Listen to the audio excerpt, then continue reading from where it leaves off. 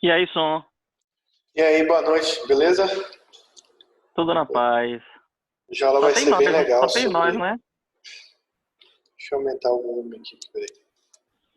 Tu vai assistir uma aula aqui também. Só tem nós por enquanto, né? É porque, na verdade, não enviei o link ainda não.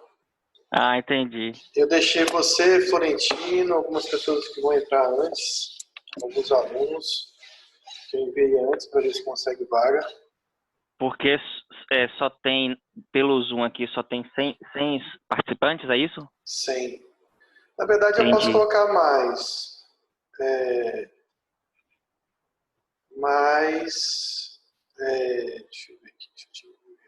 Pode colocar até mais, mas na verdade eu tenho que pagar uma taxa a mais, né?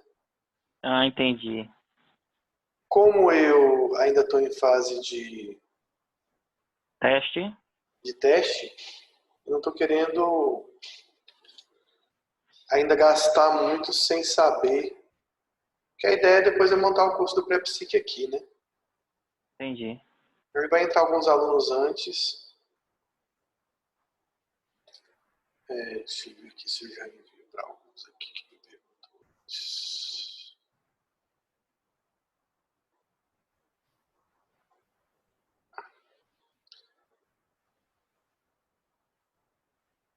Porque daí depois a gente pode colocar até 10 mil pessoas aqui na sala.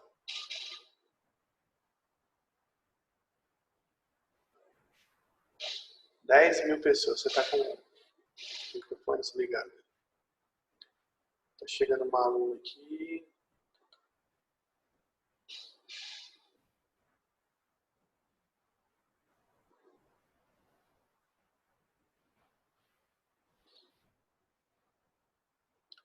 O grande problema é a gente saber se a internet vai resistir, né? Porque é muita, é muita gente usando a internet no mesmo horário. Acredito que sim. O grande problema é que tem muita gente fazendo aula também, de outros cursos, a própria IPMED vai caminhar para esse tipo de aula. Então, bem-vindo a todos que chegaram aí.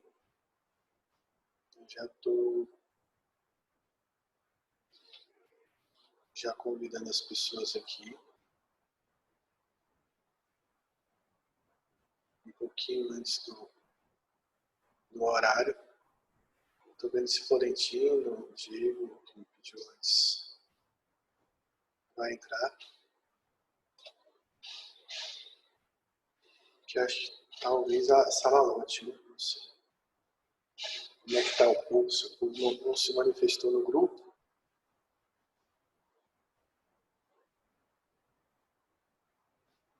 Mas eu vou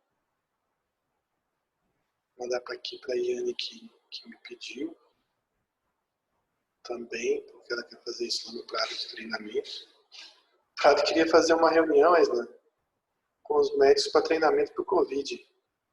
Se tiver algum Covid, vai matar todos os médicos de chegar aos pacientes. Você imagina. Sim. Eu falei, como é que é essa reunião, Eliane? Ela falou assim, não, são os médicos da frente que precisam vir. Eu falei, ainda bem, porque qual era a roupa de astronauta que eu vou pegar para poder frequentar essa aula aí? Ele falou, tem várias plataformas de videoconferência. Vou te mostrar minha aula hoje e de repente ela vê se ela tem interesse, né? Porque dá não para reunir todo mundo. Imagina, todo mundo faz uma reunião com o infectologista do Prado.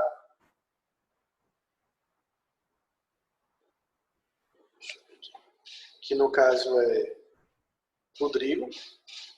Rodrigo deve ter visto muito caso aí. Vai que o Rodrigo está com coronavírus, passa para todo mundo. Como é que fica? Bom, um pouquinho antes eu vou soltar aqui, vamos ver quantas pessoas vão entrar.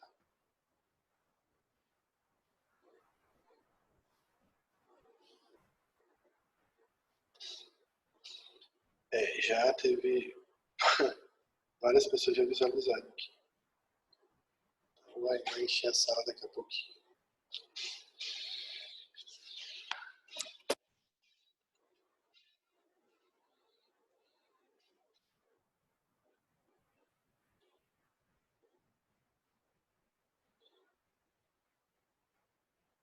Tá me ouvindo, Aslan? Você tá podendo falar aí.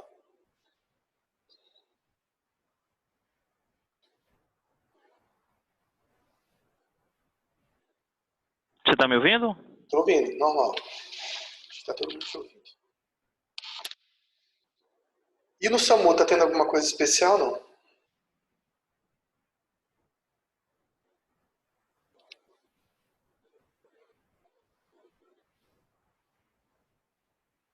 Como é que o áudio tá chegando aí?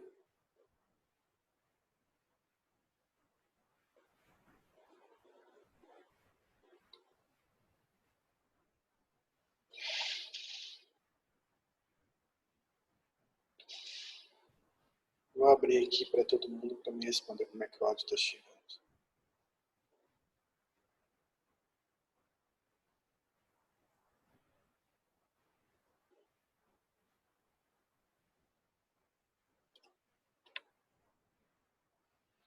O áudio tá chegando aí bem para todo mundo?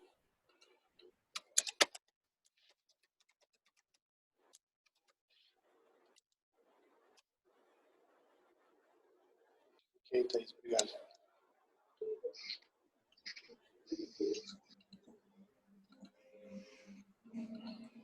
Vou botar todo mundo de novo aqui, vai ficar mais fácil.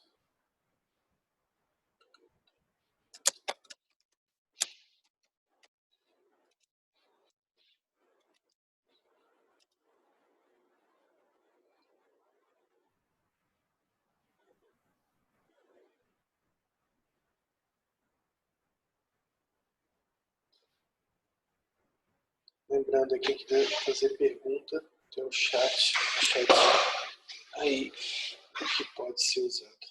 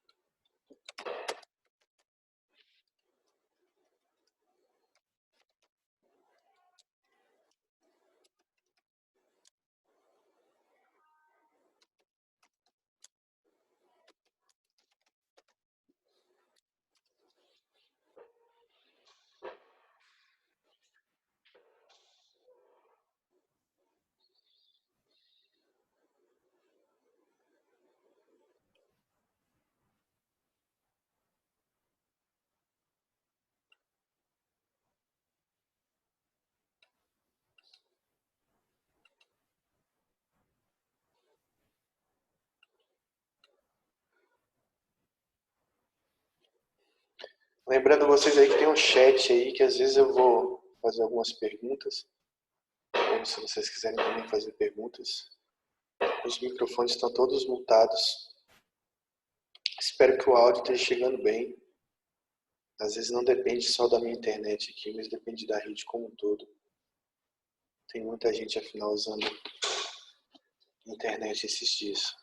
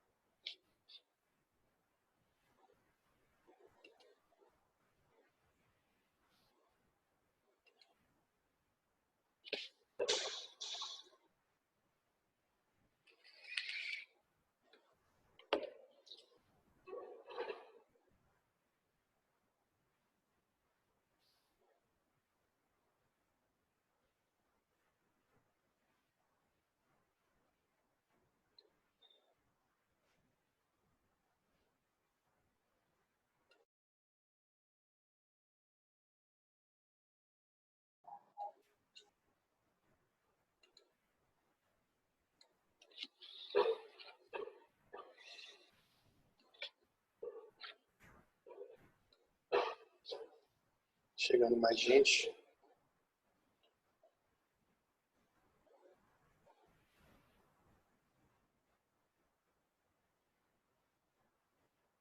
Falta 5 minutos ainda.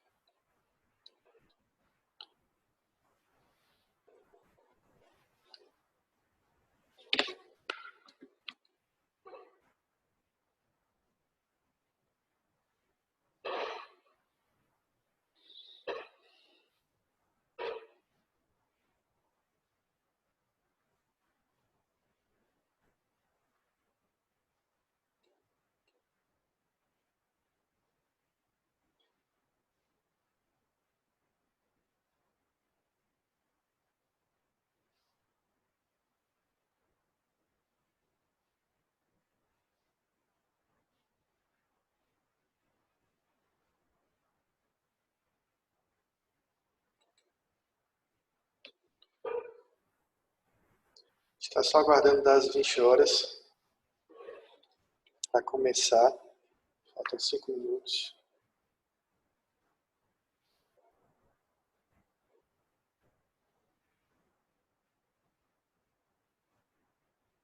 Muita gente visualizou aqui no grupo. Eu acho que a maioria que visualizou está quase aqui.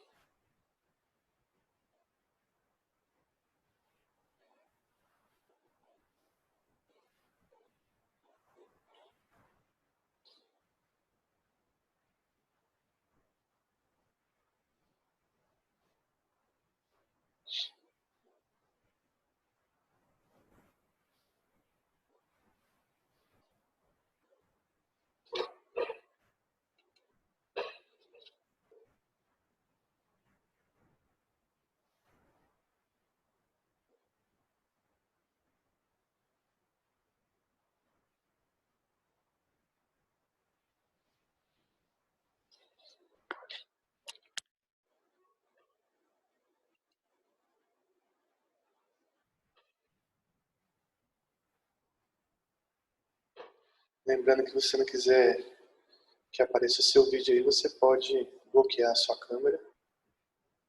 Na verdade, está todo mundo bloqueado. O microfone também está fechado, mas existe a possibilidade aí de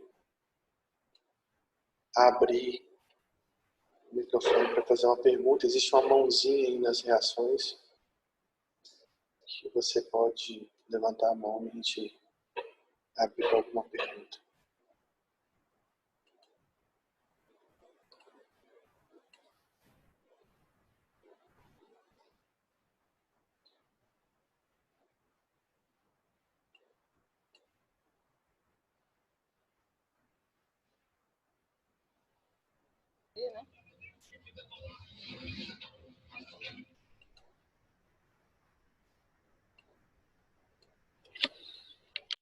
Aguardando mais uns minutos.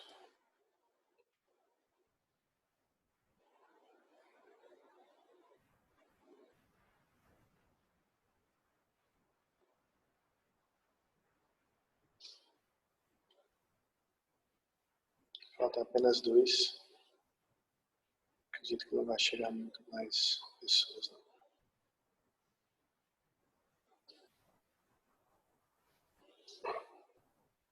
Ele é ligado.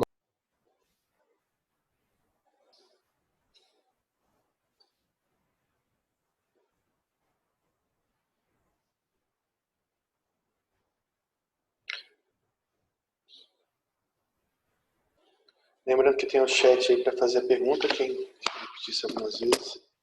Ou levantar a mão aí, tem um íconezinho, para a gente liberar para a pergunta.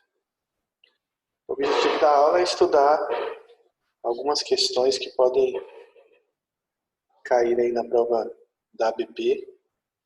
É um conteúdo bem básico, para a gente começar e aprender alguns diagnósticos, principalmente entender o que às vezes a prova está pedindo, quais são as pegadinhas que podem ter aí, o que a gente deve observar na questão para a gente responder adequadamente. Bom, então, Falta mais um minuto para a gente começar. Espero que o áudio esteja chegando bem aí, sem nenhum atraso, nenhum delay. Como eu falei antes, depende da rede de internet.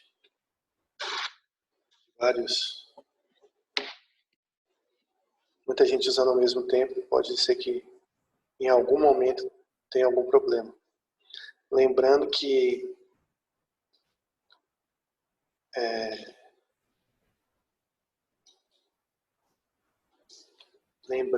que a aula está sendo gravada também, quem quiser poder assistir depois.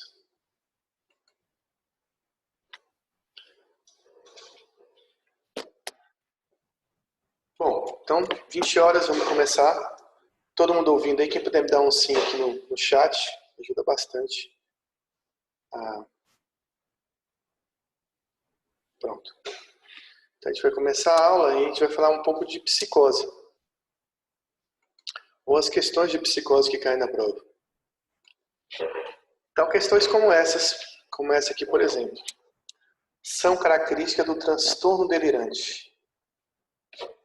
Então, delírios de perseguição e grandeza, delírios de perseguição congruente com humor, comorbidade com transtorno de personalidade paranoide, delírios... Deixa eu botar um apontador aqui para ajudar. Delírios persistentes e não bizarros e delírios persistentes e bizarros. Então, para a gente responder uma questão dessa, a gente precisa fazer algumas análises antes.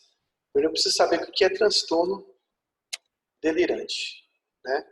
Onde é que está esse transtorno dentro do DSM, o que ele significa. Afinal, a gente, principalmente na psiquiatria básica, a gente aprende o que é delírio. A gente imagina um transtorno delirante deve ser um transtorno com delírios. E basicamente é isso que a gente tem que avaliar. Onde é que está o transtorno delirante? Ele está dentro do DSM, dentro do espectro da esquizofrenia.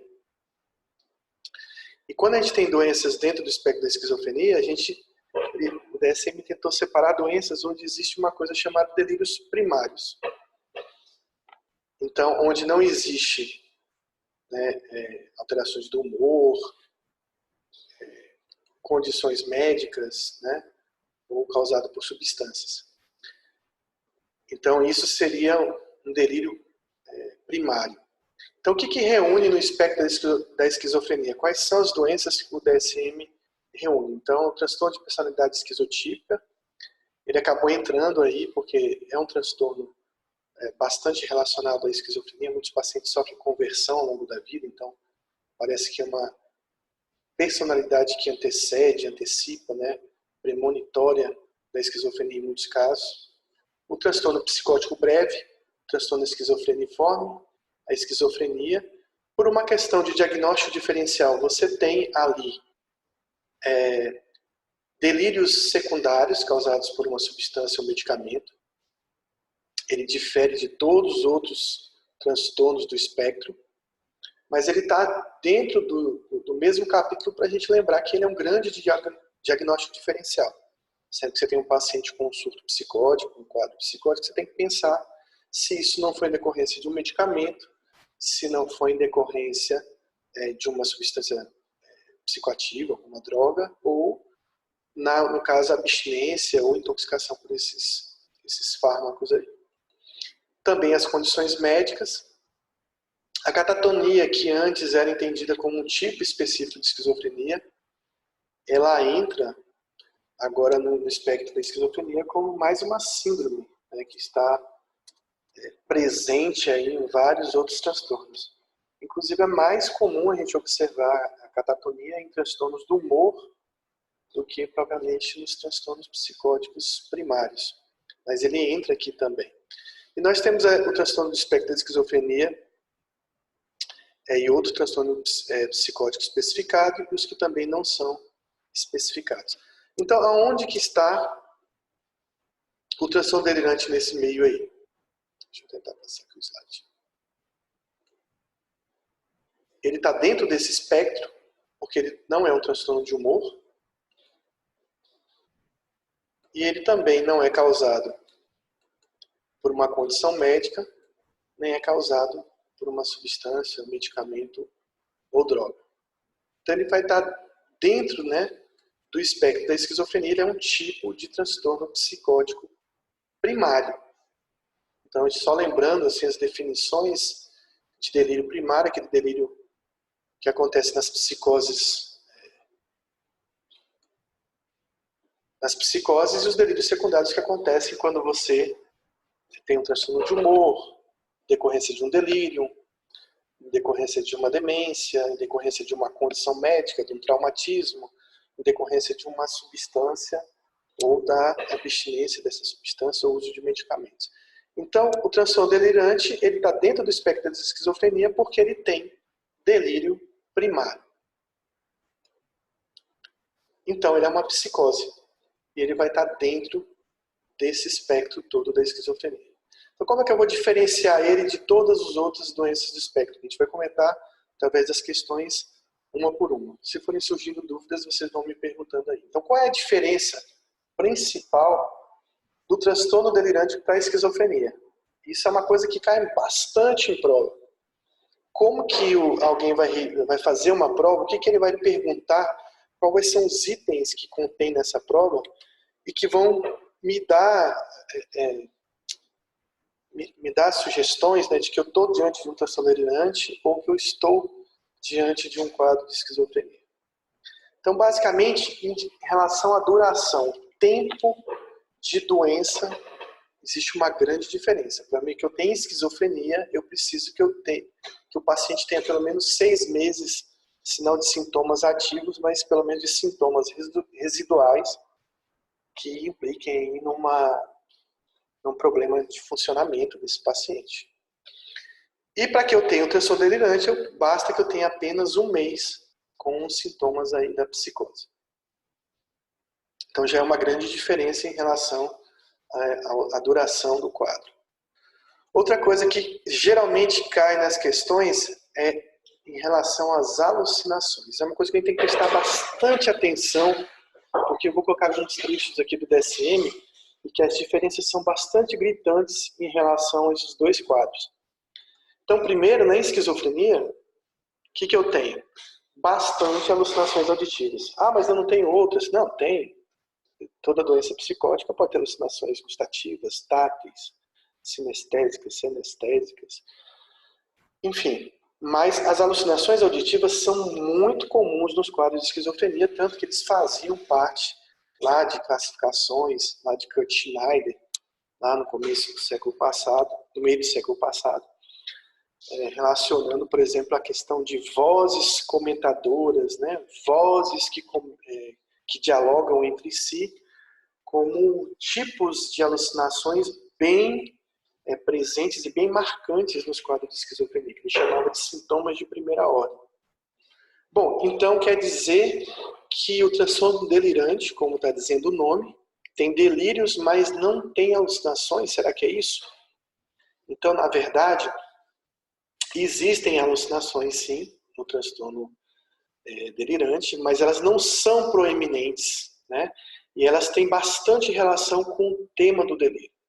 Mas o que é mais importante é que as alucinações do transtorno delirante, elas são mais gustativas, táteis, né, de outra ordem, que não as alucinações auditivas. Então, as alucinações, quando alguém vai escrever uma questão em que ele está pensando, né, e que a resposta seja transtorno delirante, ele vai colocar lá a ausência de alucinações auditivas. Isso vai ser um chamado para que a gente entenda, né, o que esse autor está querendo de resultado. Então, ele tem o nariz ali para lembrar das alucinações olfatórias, que podem estar presentes no transtorno delirante, e o ouvido para lembrar que as alucinações auditivas são características mais da esquizofrenia. Então, se você tem um quadro clínico diante de um texto de questão, né, em que o paciente coloca bem claramente que esse indivíduo ele tem alucinações auditivas, praticamente ele está dizendo o seguinte: olha, a resposta não é transtorno delirante. Eu estou falando de transtorno delirante persistente, várias vezes eu vou falar isso sem querer. Por que transtorno delirante persistente? porque era um nome antigo que tinha no DSM-4. Então, no DSM-5, eles tiraram a palavra persistente e passou a ser transtorno delirante. Só que, às vezes, a gente não se acostuma e ainda acaba falando o nome antigo da doença. Distimia, para mim, ainda transtorno depressivo, né, persistente, que é distimia, ainda, muitas vezes eu ainda chamo de distimia, mas o nome já mudou. Bom, vamos para outra questão que é importante em relação à diferença, né, entre esses dois diagnósticos. É em relação ao impacto funcional. Então, claramente, o paciente com esquizofrenia ele tem um impacto muito grande.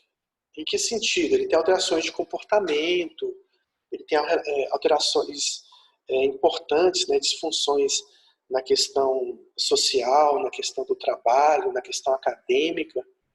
Então, é uma doença muito mais impactante na vida, apesar de que, tanto na literatura e na vida diária, a gente vê pacientes com esquizofrenia bastante funcionais, mas a gente também vê um grande número de pacientes com esquizofrenia que tem bastante disfunção.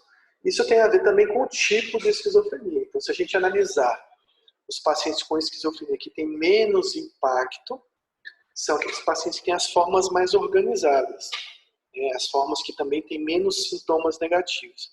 Então, por exemplo, a esquizofrenia paranoide é um tipo de esquizofrenia com mais funcionalidade, digamos assim.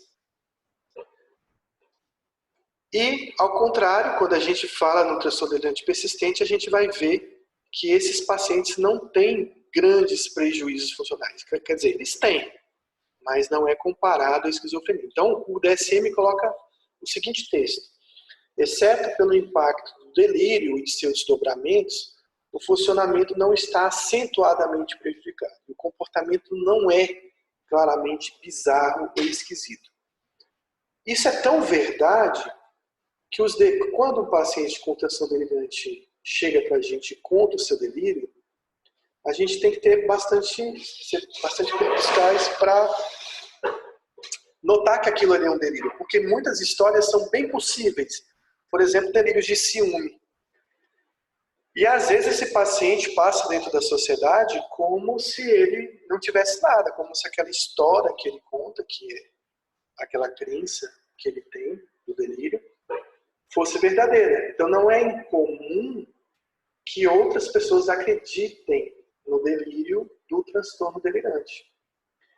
E é muito comum que outras pessoas compartilhem o delírio, né? Que é a questão do folia AD, que são pessoas que, por uma questão afetiva, uma questão às vezes até de questão da inteligência, da cognição, acabam acreditando e até seguindo muitas vezes um paciente com transtorno delirante, de tão verdadeiro que às vezes a história se parece. E são pessoas que muitas vezes são funcionais, estão no meio do trabalho, rendem no trabalho, têm uma relação social, e que aquela velha história que eu sempre conto nas aulas. Se sentar alguém com hipomania para mim num vagão de trem, de metrô, talvez eu note que ele está em hipomania? Eu provavelmente vou notar, mas muitas pessoas comuns que não têm conhecimento de psicopatologia vão achar que é uma pessoa extrovertida, alegre, que está muito alegre. Pode passar despercebido um quadro de hipomania. Mas se entrar um paciente com mania no vagão, provavelmente todo mundo vai perceber que aquele paciente não está bem, que tem alguma coisa errada com ele. Então a mania chama muito mais atenção. A que ponto eu quero chegar? Então, se entrar um paciente no vagão com esquizofrenia, e ele começar a conversar com todo mundo, pode ser que todo mundo note o problema dele. Isso vai ser menos perceptível aí no caso do transtorno delirante. Isso vai depender do tema, vai depender do delírio que ele tem. Bom, em relação ao tipo de delírio, inclusive, isso é uma questão que cai, um item que cai naquela questão que a gente viu. O tipo de delírio é específico de cada psicose, tipo, por exemplo, eu tenho delírio de grandeza, então você é bipolar.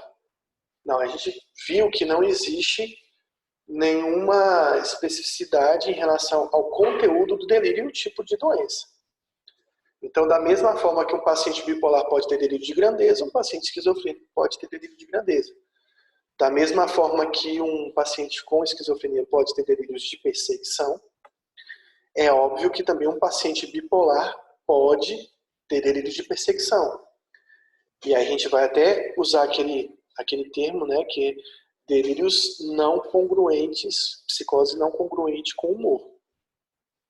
Aqui é a mesma coisa. Então não existe um tipo de delírio, um conteúdo específico para cada doença, esquizofrenia ou transtorno delirante. Mas existe uma diferença na estrutura desse delírio. Então, enquanto na esquizofrenia eu vou ver delírios mais bizarros, de conteúdo impossível, né? Às vezes muitos ou vários delírios, geralmente no transtorno delirante eu vou ver o quê? Delírios monotemáticos, que tem geralmente um conteúdo só único, e são delírios estruturados, ou seja, tem um conteúdo possível, mas bem improvável. Alguns até que são prováveis, por exemplo, o delírio de ciúme, se você não conhecer a família, não conhecer o cônjuge, não conhecer o parceiro do paciente, muitas vezes você, a depender da situação, pode até ficar em dúvida se realmente está havendo uma traição, alguma coisa assim. Nos delírios de traição, se está havendo alguma traição, alguma coisa assim.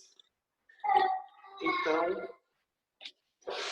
é importante a gente fazer essa diferenciação.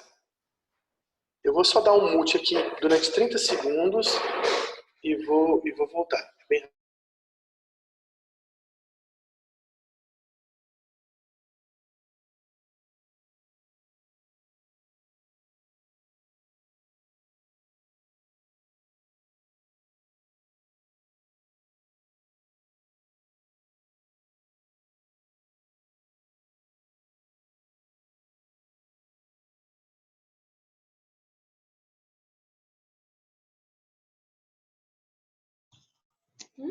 Ele tá bem aqui? Tá. Eu ia comer, mas não quis botar. Não deixa com uns besourinhos chatos. É na parte de baixo, né? Aliás, não peguei na parte de cima. Foi lá. A minha tava aberta, não. Deixa na caixa. Bom, vou dar um mute aqui e vou... Deixa eu ver se está todo mundo me ouvindo. Todo mundo me ouvindo? Ok, eu tive que tirar minha filha aqui, que ela acordou e veio rapidamente aqui invadir a nossa aula. Bom, continuando, se alguém tiver alguma dúvida, pode falar no chat. Acredito que todo mundo está me ouvindo bem aí. Teve alguma falha no áudio? Esperar as respostas aqui. Bom, outro item bastante importante da gente verificar em relação a essa diferença é em relação à idade. Enquanto na esquizofrenia eu vou ver pacientes, né, com pico, no caso dos homens, entre os 10, 15, 25 anos, e nas mulheres entre 25 e 35 anos, a gente vai ver que no transtorno delirante esse quadro aparece mais tardiamente.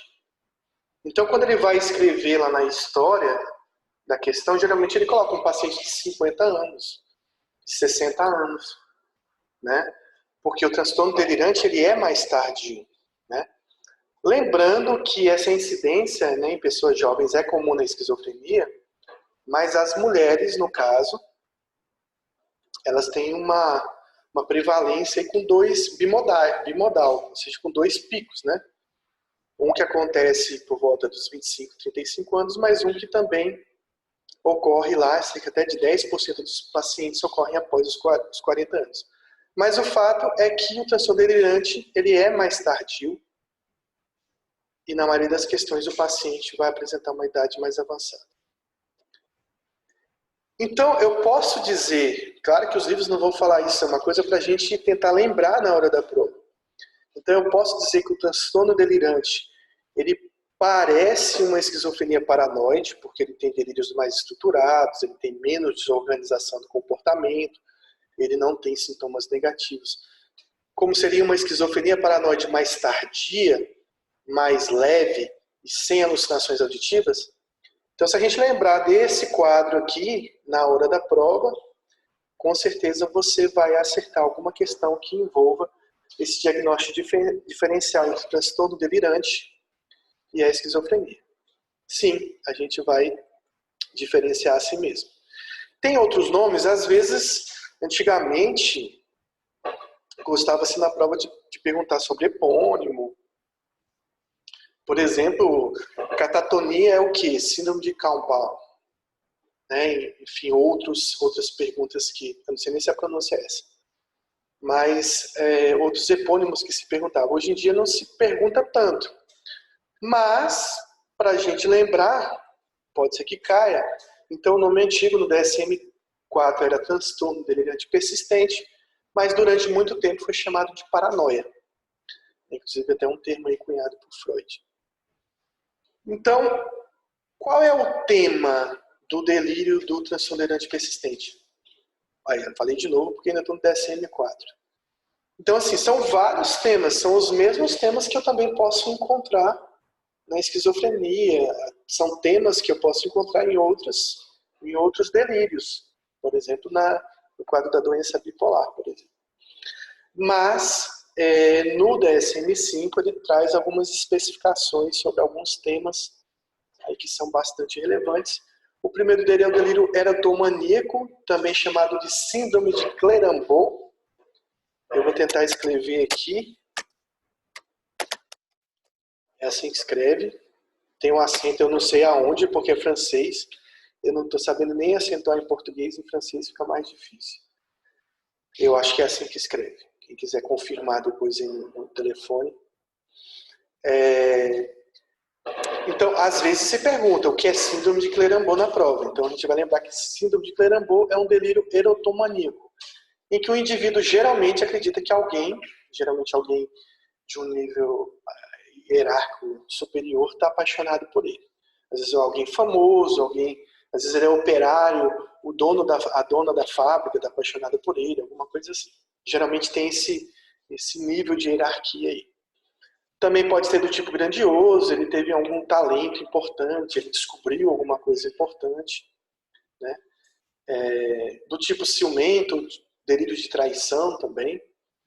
Tipos persecutórios, tem os tipos somáticos, que envolvem às vezes sensações corporais, muitas vezes se confunde aí com a hipocondria, ou às vezes são delírios de infestação, que são bastante comuns também, que aí é chamado a síndrome, aí quem quiser completar no chat antes de eu falar, aí como é que chama o delírio de infestação. Alguém sabe qual é o nome do epônimo? E também a gente tem um quadro misto, e os tipos não especificados. Então aí, Braulio está estudando desde o início do final das aulas agora, e já está sabendo que é ECBO. Faltou acentuar o O ali. Tem um trema. A única coisa que eu lembro. Bom, então, vamos voltar à pergunta. Vamos ver se ficou mais claro agora, ficou mais fácil para a gente responder. Então, assim, são características do transtorno delirante: delírios de perseguição e grandeza, delírios de perseguição congruente com humor, comorbidade com transtorno da personalidade paranoide, delírios persistentes e não bizarros, e, por fim, delírios persistentes e bizarros. Então, aí, quem quiser responder no chat, eu acredito que todo mundo já sabe que a resposta vai ser a letra. Vamos ver se alguém fala aí. A letra D. Exatamente. Por quê? Né? Eu acabei de falar que o tema do delírio não é o que faz o diagnóstico do transtorno delirante persistente. O persistente ainda está na minha cabeça e ele vem aqui, ó, persistente. Né? No transtorno delirante eu tenho que afastar condições de humor, seja de depressão, seja de doença bipolar. Então, é uma psicose primária, não tem que ter humor aqui. E se tiver episódios de humor, eles têm que ser episódios bem pequenos em relação ao tempo de doença psicótica, para mim não está classificando como esquizotípico, como esquizoafetivo, como um paciente com doença bipolar, por exemplo, ou depressão. A personalidade paranoide é um tipo de personalidade onde a pessoa é bastante desconfiada. Essa desconfiança geralmente é generalizada com todos, mas não existem delírios, não existem convicções. Existem até momentos de crise, de estresse, em que o paciente com transtorno de personalidade, independente de ser paranoide, esquizotípico, esquizoide, ou um paciente borderline, ele pode ter períodos aonde ele pode ficar psicótico.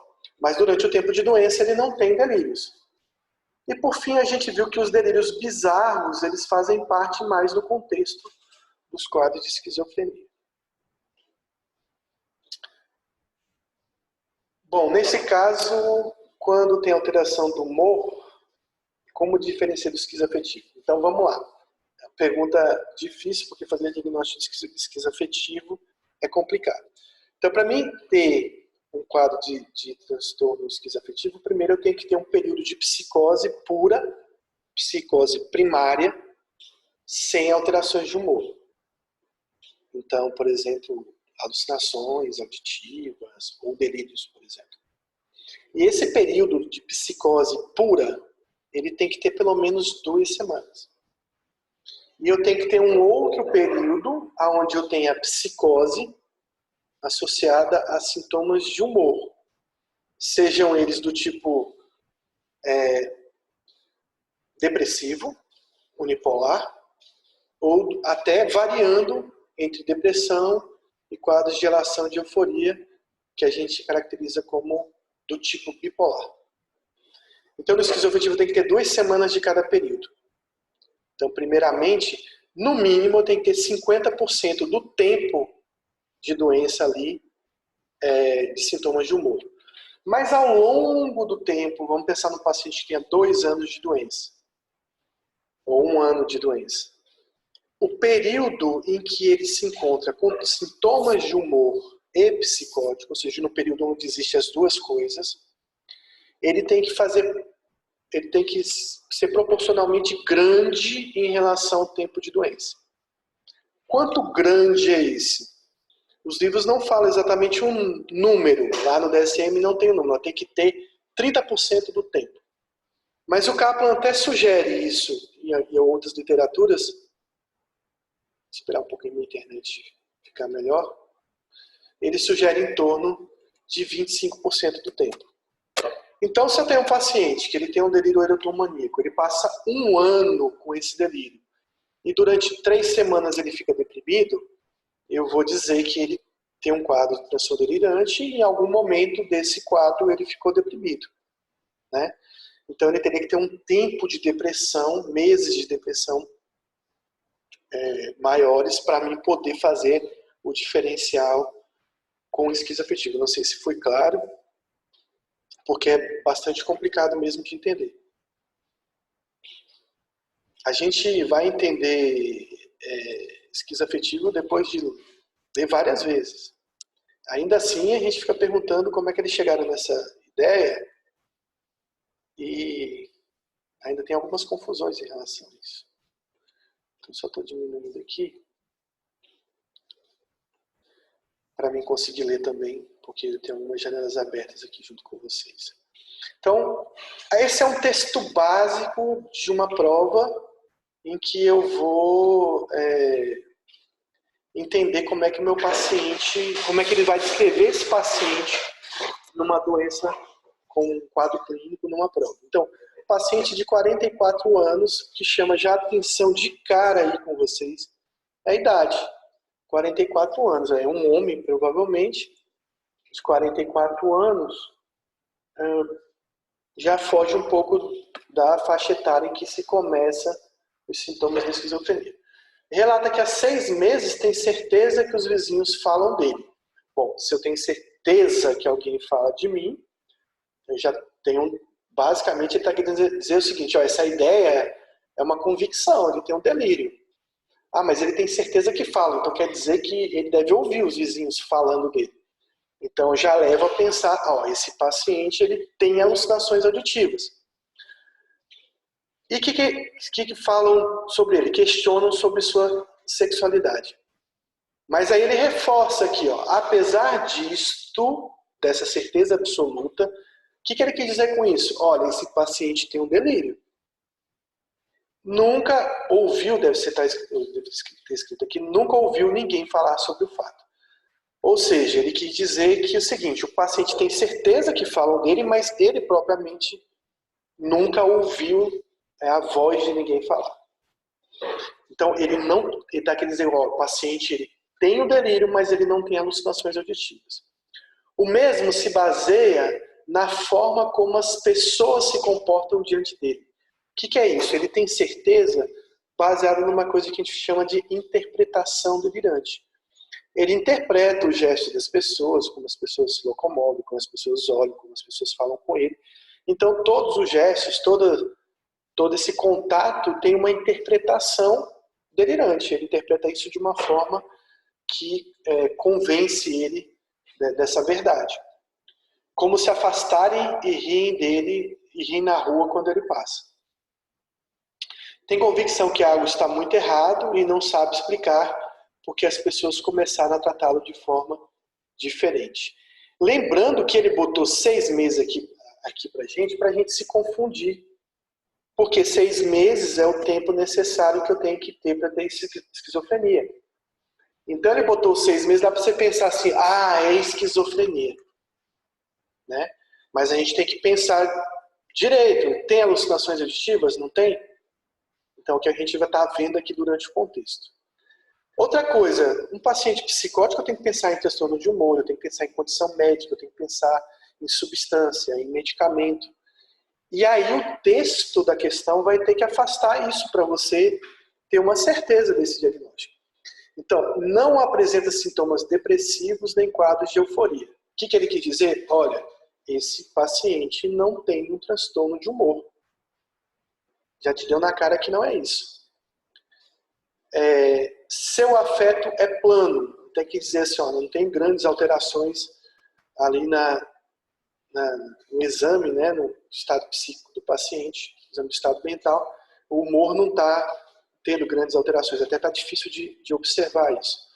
Realizou exames de rotina sem nenhuma alteração. Ele quer dizer, olha, não tem nenhuma condição médica, pelo menos vista em exame. E sua tomografia de crânio é normal e não faz uso de psicoativos nem medicamentos. Ou seja, ele quis dizer para você, é um quadro que existe um delírio, uma psicose, é um quadro que o paciente tem um delírio baseado em como as pessoas se comportam, ele não tem alucinações, não é um transtorno de humor, não é devido a uma condição médica, não é devido a nenhum fármaco, medicamento ou qualquer droga ou abstinência desses fármacos. Aí vem o que confirma a nossa convicção, que a família não confirma a história do paciente e que ele continua trabalhando normalmente em sua oficina, apesar de desconfiar de todos. O que ele quer dizer? Olha, esse paciente ele é psicótico, ele tem um delírio, mas ele é funcional, ele continua trabalhando na oficina. Ele não tem grandes alterações de comportamento bizarras, então provavelmente ele não tem esquizofrenia. Mas no final vem algo para confundir a gente. Sempre reclama de um cheiro estranho no seu trabalho. Alguém pode ter jogado algum produto químico lá de propósito. E aí eu vou me confundir de novo. Não, deve ser esquizofrenia porque o professor falou que transtorno delirante não existia alucinações. Mas lembrem que eu falei que não existiam as alucinações auditivas. Mas que os outros tipos de alucinações, eles estavam presentes. Então, ele tem uma alucinação aqui, né, olfatória, olfativa, que até a gente tem por obrigação de pensar em quadros neurológicos, como tumores cerebrais, mas que até aqui nesse caso foi afastado pela tomografia normal, pelo menos nesse momento. Diagnóstico para esse caso, alguém tem dúvida que isso é um transtorno delirante? Nenhuma, é assim que o texto vai vir para que a gente entenda o que a prova está pedindo. Alguém, algum comentário, pergunta, entendeu, ficou em dúvida, porque eu vou passar para outro tema.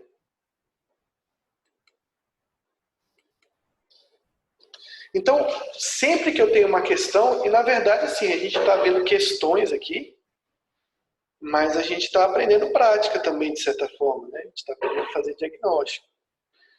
Então, quais as perguntas que eu faço numa questão de psicose? Não só as perguntas que eu faço numa questão de prova de psicose, mas as perguntas que eu faço quando eu estou diante de um paciente com psicose.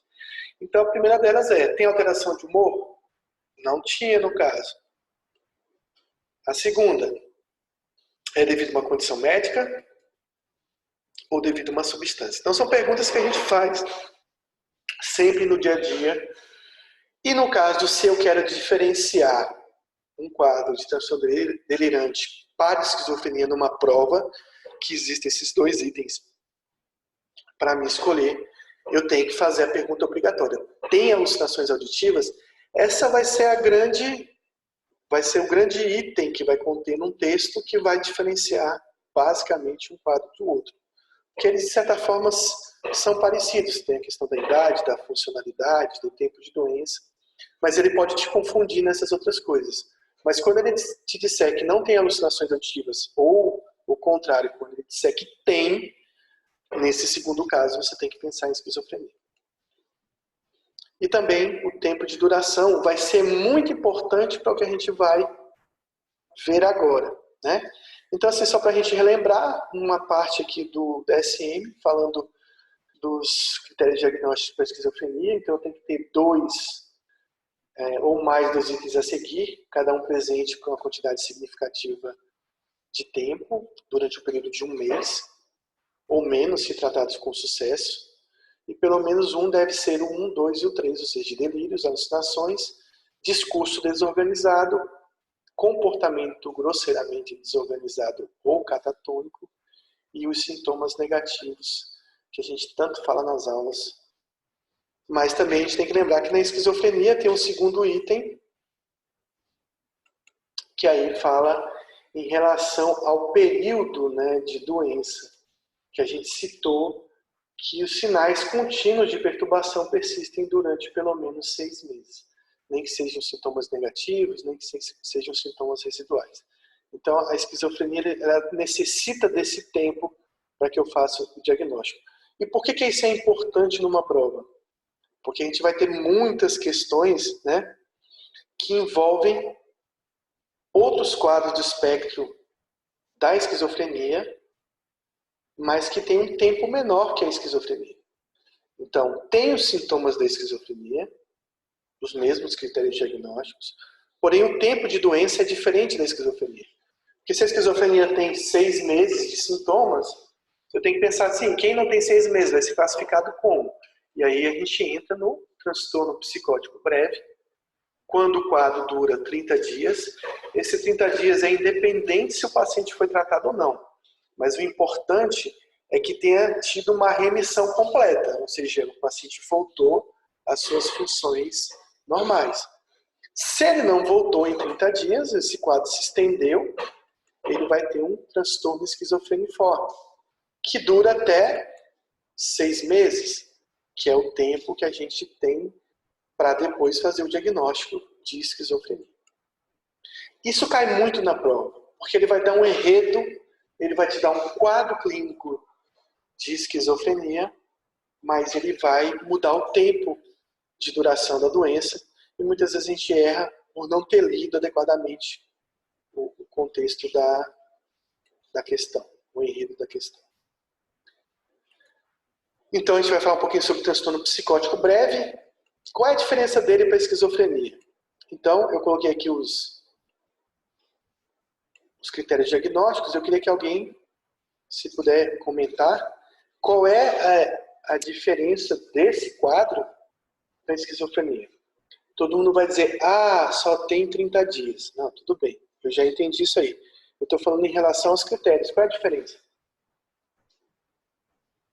Vê se vocês conseguem observar.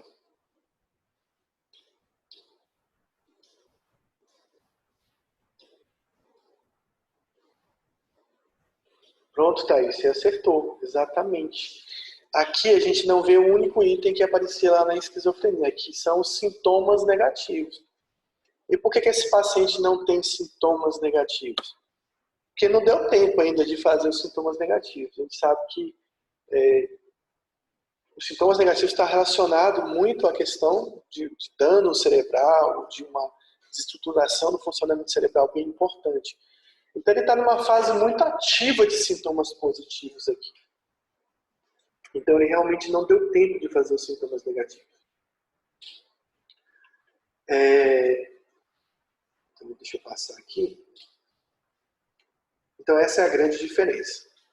Algumas características que tem é que esses pacientes geralmente surtam depois de um quadro de turbulência, de um estressor, que muitas vezes não aparece na esquizofrenia. Às vezes o paciente vai evoluindo com um quadro mais insidioso. Aqui os quadros são mais abruptos, principalmente naqueles pacientes que ficam só com o diagnóstico de psicótico breve, ou seja, ele não vai caminhando e depois lá na frente a gente fecha com esquizofrenia. Lembrando vocês que sempre que existe estressor e o quadro for agudo, ele tem um prognóstico melhor. É sempre assim em psiquiatria. Tudo que foi provocado por alguma coisa, tudo que é abrupto tem um prognóstico melhor. O insidioso é pior. E aquilo que surge sem nenhum motivo também é pior. Lembrar que esses pacientes têm um risco de suicídio, se perguntar na prova, sim. Apesar de ser bastante agudo, é um quadro intenso, com sintomas positivos, e o paciente pode, a gente sabe que 15% dos pacientes com uma psicose se matam. Esses são dados da esquizofrenia, mas que a gente pode jogar para cá também. 10 a 15%, dependendo da literatura. Ele corresponde a 9% de todos os surtos psicóticos, quer dizer que muita gente surta e acaba, depois a gente não concluindo que era um quadro de esquizofrenia. Inclusive, no grupo que eu participo, alguns colegas relataram os primeiros surtos psicóticos em decorrência do Covid. Digamos assim, essa situação toda pode gerar surtos psicóticos em alguém já tinha atendido alguém, uma pessoa que teve esse quadro diante desses estresse aí do Covid. Assim como a gente vai ver aparecer também transtornos de ansiedade, transtornos depressivos, os transtornos psicóticos também podem acontecer. É mais comum em países em desenvolvimento, talvez porque a gente tenha mais estressor, ou por questões genéticas também. Qualquer idade tem um pico, pode acontecer em qualquer idade, mas tem um pico em mais ou menos aos 30 anos. Pode durar apenas alguns dias, eu já vi quadros psicóticos que duram pouco tempo, mas em geral é que não ultrapasse um mês. Então, alguns tipos de personalidade são fatores de risco, como o esquizotipo borderline. Tem que se distinguir de alterações de cultura, né? Então tem algumas reações, como a MOC, que o Kaplan descreve, que são reações bem relacionadas a alguns grupos, né, sociais. E o desfecho pode ser excelente. Geralmente esse paciente tem que ser excelente, no caso, para que ele seja psicótico breve. A não ser que tenha algum dano aí durante o evento de psicose. Agora a gente vai falar do transtorno de esquizofreniforme. Lembrando que ele é o intermediário, ele está entre 30 dias e 6 meses de doença. E aqui a gente vai ver a mesma coisa que já aparece na esquizofrenia. Então, Thaís, aqui nesse momento já aparecem os sintomas negativos. O que o DSM às vezes difere é na questão da disfunção, às vezes, em relação aos sintomas residuais não ser tão intenso como às vezes o paciente com anos de esquizofrenia. Mas os sintomas são iguais. O que difere é o tempo. Então eles perguntam muito sobre isso em prova. Então vamos ver aqui se eles perguntam muito isso sobre prova e vamos ver se o pessoal está pronto para responder essas questões aí. Então João, 20 anos, analfabeto, veio do Ceará para São Paulo. Está escrito errado, há uma semana com H. É uma semana para morar na casa do irmão e auxiliá-lo no ofício de pedreiro. Foi trazido pelo irmão à emergência psiquiátrica porque atirou pedras na casa da vizinha, gritando que ela fizera macumba contra ele. 2 dias antes da internação, começaram a apresentar inquietação motor, insônia e ansiedade. Ao exame, apresentava atitude atitude... Fugiu aqui minha tela, só um pouquinho. Suspicaz e alucinatória. Não havia rebaixamento de consciência. O que ele quis dizer com isso? Bom, primeira questão alucinatória, aqui, ele não diz qual tipo de alucinação, se é auditiva, não é. Então, na dúvida aqui, eu vou entender que é auditiva, que são as alucinações mais comuns nas psicoses. Então, eu já vou pensar menos aqui no transtorno delirante. Outra questão é que o paciente que foi trazido à emergência, ele mudou o comportamento, ele ficou agressivo, ele jogou pedra na casa da vizinha, os delírios dele são mais bizarros em relação, talvez, à macumba, mas isso não dá para ter certeza. A mudança comportamental e essa atividade alucinatória deixa a gente em dúvida em relação a ser transtorno delirante. Não parece ser um quadro realmente de esquizofrenia ou outro transtorno. Não havia rebaixamento do nível de consciência, então quer dizer o seguinte, que esse paciente ele não tem uma alteração de funções básicas do cérebro, ou seja, provavelmente não é um quadro orgânico. Não existem alterações formais do pensamento, nem comportamento bizarro. Não havia relato de uso de substâncias psicoativas, o quadro remitiu com o insight completo após 3 semanas de tratamento com antipsicóticos. Então já não é transtorno delirante por conta de não ter um mês, né? E não é esquizofrenia, porque não tem um período aí de 6 meses, não é esquizofreniforme, porque não tem mais de um mês. Então essa é uma questão bem fácil de responder, mas olha os itens que eles nos oferecem aqui. Transtorno psicótico breve, transtorno psicótico esquizofreniforme, esquizofrenia, transtorno dissociativo e transtorno de adaptação. Nem transtorno delirante eles não colocaram para não confundir. Então, só tinha como a gente pensar nas 3 primeiras alternativas, e o que diferenciou cada uma foi o tempo que esse paciente ficou doente, que foi o tempo total de 3 semanas. Dúvidas da resposta? Letra? Acho que a maioria já sabe que é a letra. Alguém quer falar aí?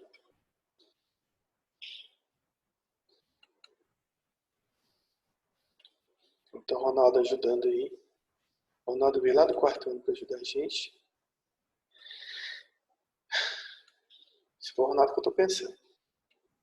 Vamos lá. Paciente masculino, 21 anos, universitário, apresentando há 1 mês alucinações auditivas. O que não é, pessoal?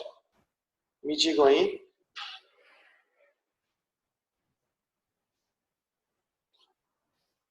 Teve uma pergunta de Braulio, já vou responder, Braulio. Mas quando ele fala aqui, olha, alucinações auditivas, ele está querendo dizer o que para você? Basicamente, com tudo que a gente viu na aula. Que não é transtorno delirante. Exatamente isso.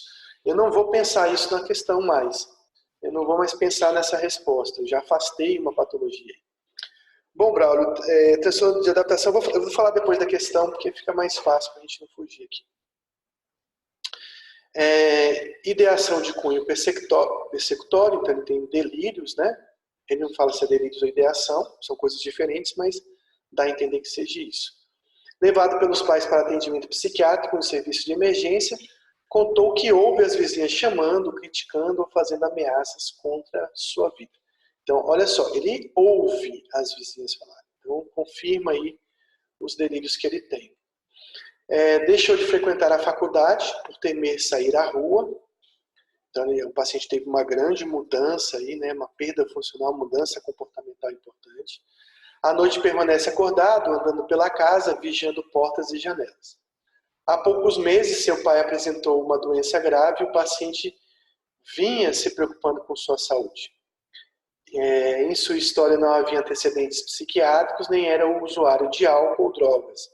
Então ele está afastando aí que tem a substância envolvida. E olha, é um paciente de 21 anos, paciente jovem, né? Também fica mais difícil ter uma comorbidade que levasse a um quadro psicótico. Também foi descartada uma patologia orgânica subjacente. Então, olha, é obrigatório que na questão eles te falem que não tenha sintomas de humor, que não tenha uma condição médica, que não seja derivado de uma substância ou medicamento. Aqui ele nem fala tanto no humor, mas ele frisa bastante a questão dos delírios e das alucinações. 3 meses após o início da medicação antipsicótica, houve remissão completa dos sintomas. Em termos diagnósticos, segundo o DSM, o transtorno mais provável é... Vou passar aqui. De novo, quem quiser responder...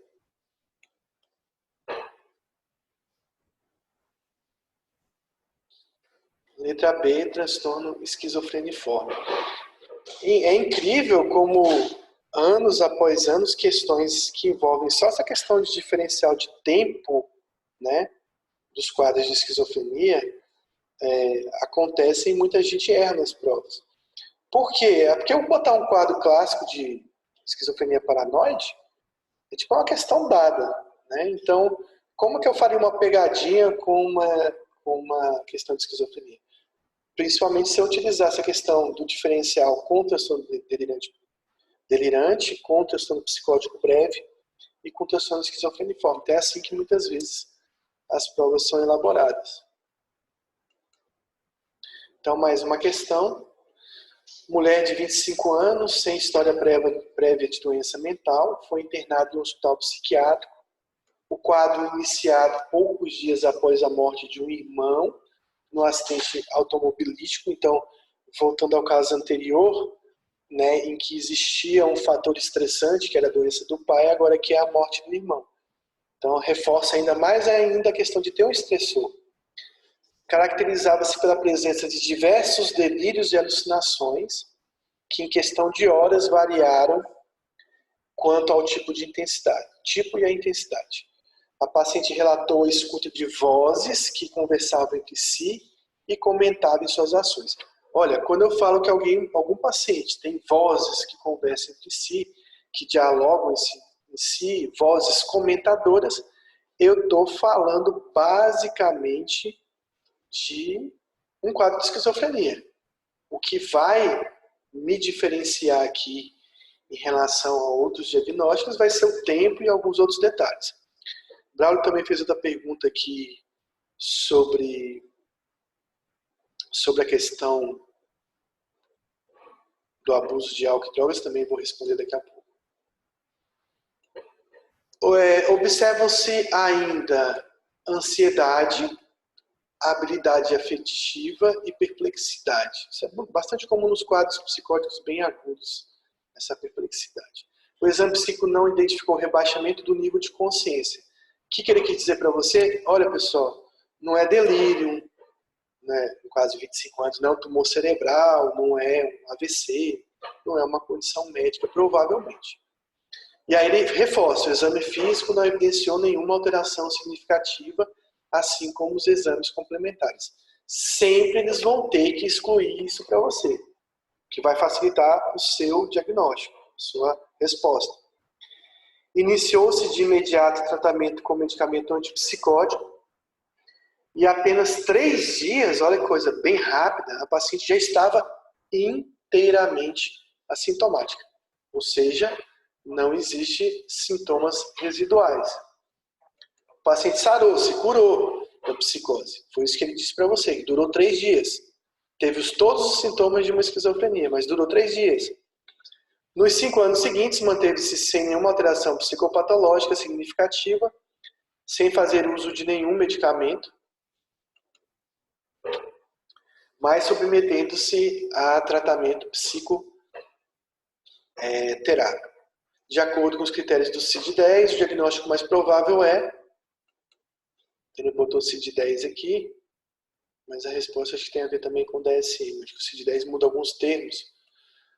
Mas aí a resposta fica fácil para vocês. Qual é o diagnóstico?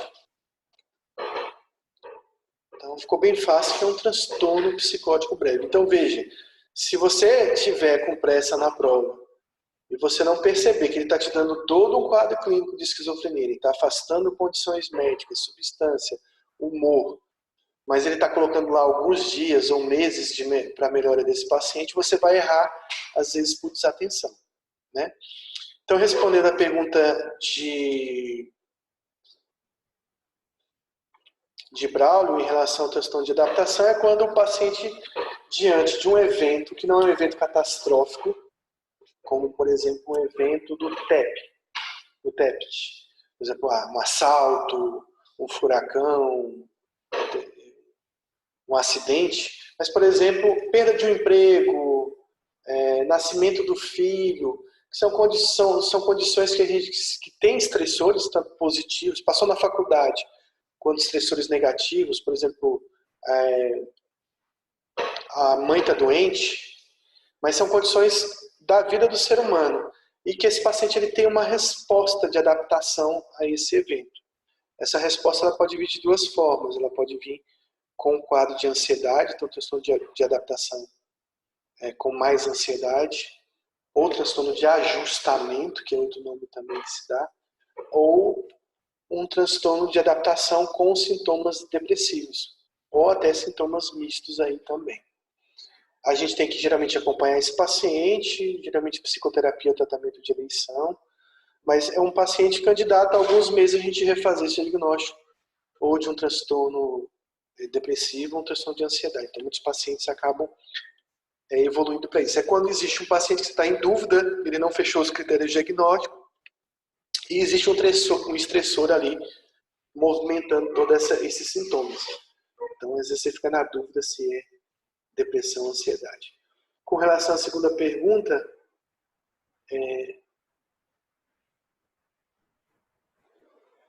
bom, sempre que eu tiver um paciente que ele for um abusador de álcool, ele tiver uso de alguma substância, seja qual for, e que a gente puder correlacionar essa substância ao quadro psicótico, a gente deve dar um diagnóstico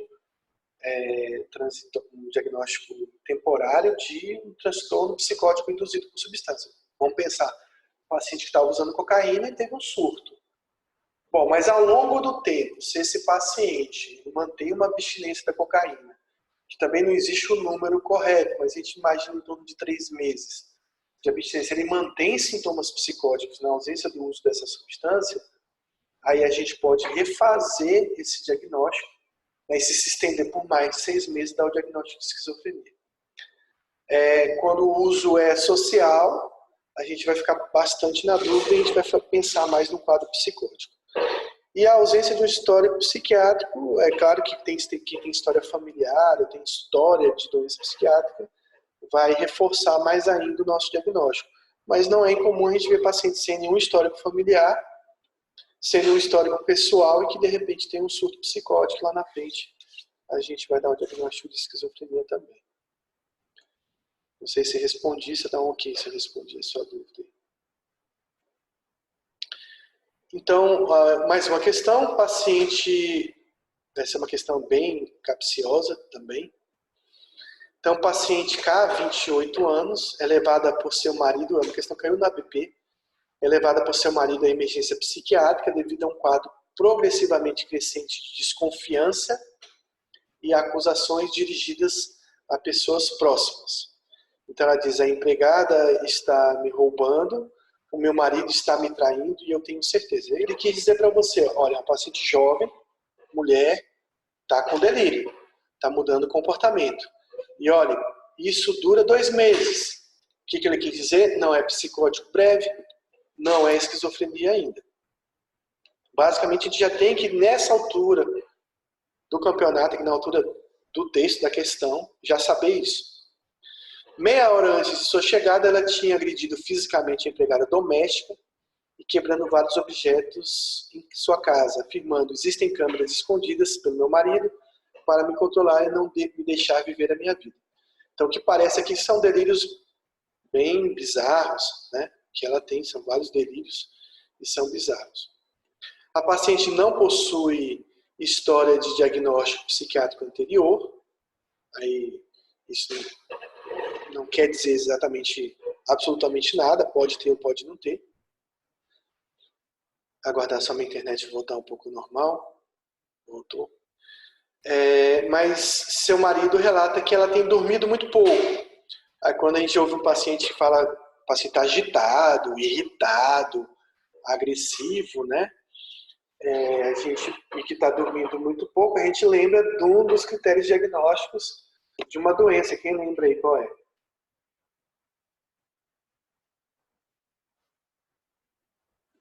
Então, da doença bipolar.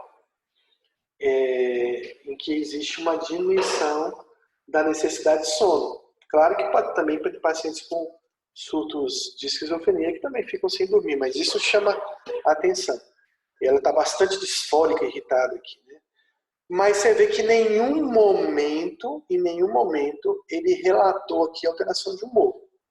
Então, olha, se ele não relatou, e eu acho que é uma questão mal escrita, você deduz que está normal.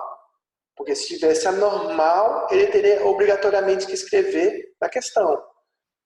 Lembrando isso, na maioria das vezes ele vai colocar coisas, né, sintomas ou excluir sintomas e condições que vão levar você a ter um raciocínio. Mas se ele não escreveu, é melhor deduzir que estava normal. Porque não dá para deduzir, eu tenho certeza que ela estava aqui em mania, ela estava eufórica. Não, ele não escreveu em momento nenhum a palavra humor, afeto. Se ele não escreveu, eu tenho que deduzir que está normal. Né? Porque geralmente na questão, ele pode até esquecer do que está normal, mas o que está anormal, ele tem que escrever.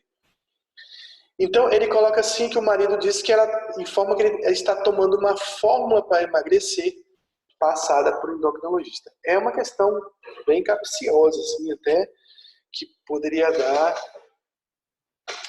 alguma revisão aí. Eu sei que tem muitos alunos aqui da graduação e outras pessoas aqui já mais antigas na medicina como eu.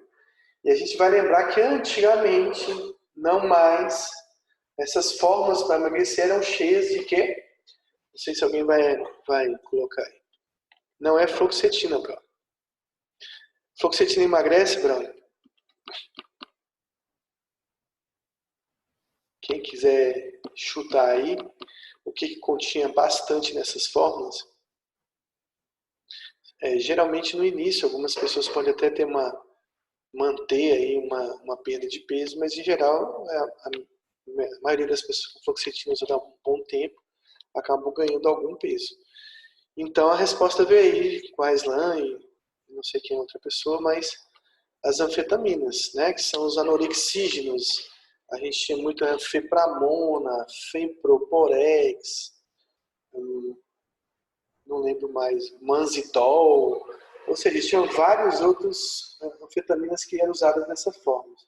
E essas anfetaminas induziam quadros psicóticos e induziam quadros de mania também. Então, mania é um diagnóstico diferencial bastante importante nessa questão. O paciente, a meu ver, parece estar bastante disfórica. Mas ele não citou humor. Se ele não citou humor, eu não vou considerar então humor. E ele deu lá como itens para a gente escolher. A gente vai por exclusão. Então vamos lá. Transtorno psicótico breve. Não pode ser porque tem mais de um mês, são 2 meses. Transtorno esquizofreniforme. Poderia ser. Esquizofrenia. Não poderia ser porque não tem 6 meses. Transtorno dissociativo não parece. O paciente tem alucinações, tem delírios bem descritos aí no quadro. E, por fim, por exclusão, o único que cita anfetamina aí, a palavra anfetamina, na verdade, não cita anfetamina que lembra anfetamina ou alguma substância, é a letra E, transtorno induzido por substâncias.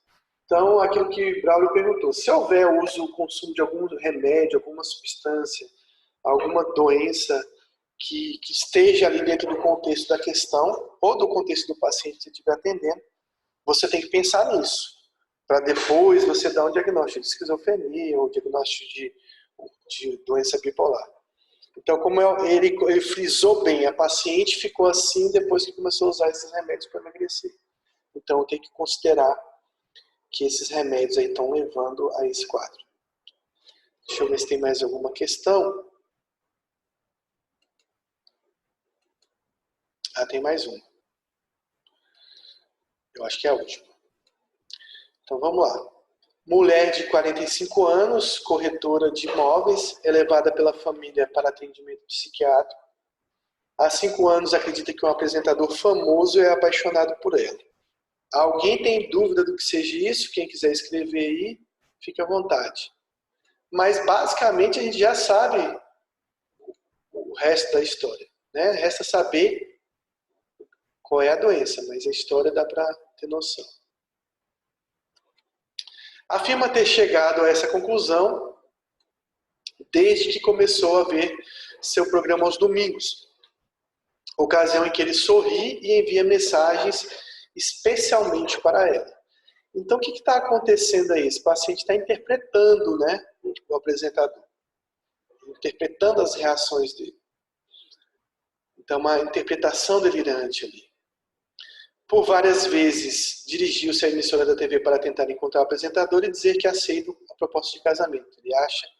Ela acha que esse apresentador está querendo algum envolvimento com ela. E olha que lembra aqui, ó, 45 anos.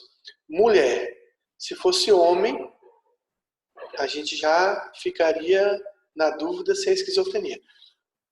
Como é mulher, a gente já não consegue afastar isso. Afirma não entender a dificuldade de encontrá-lo, já que sabe que ele a ama. Então é um delírio, né? Um delírio erotomaníaco. Então alguém está apaixonado por mim, alguém que provavelmente não sabe disso, alguém que tem um nível hierárquico superior, alguém que é famoso, por exemplo. Nas últimas semanas tem falado nesse tema com mais insistência, segundo os familiares. Não apresenta exaltação do humor. Então ele diz para você, olha, não é doença bipolar, não é depressão. Perturbações formais do pensamento, ou seja, não existe uma desorganização tão grande, né, do pensamento, como descarrilhamento, como fuga de ideias. Ou distúrbios senso-perceptivos. Ele disse, olha, essa paciente não tem alucinação.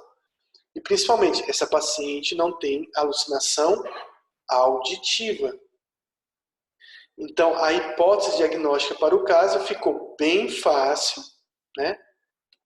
Tem 5 anos de evolução da doença, a paciente que tem um delírio de Clerambault, erotomaníaco, e ele pede o diagnóstico. Então, vamos ver se vocês acertam aí. Quem quiser responder, fica à vontade. Então, ficou bem fácil. Lá no final, ele excluiu que não tinha alucinação auditiva. Se ele falar que não tem alucinação e o quadro não for assim com muita desorganização, ele está querendo chamar a atenção de que é um transtorno delirante. Ele não está querendo dizer que poderia ser uma esquizofrenia paranoide? Poderia. Principalmente se tivesse as alucinações auditivas, as alterações funcionais, né, fossem mais intensas, né? Então, poderia ser. Às vezes a gente fica na dúvida, existe uma linha, limite entre esses dois diagnósticos. Eles são, de certa forma, parecidos. Mas quando numa prova, e a gente está falando de prova aqui, ele exclui a questão das alucinações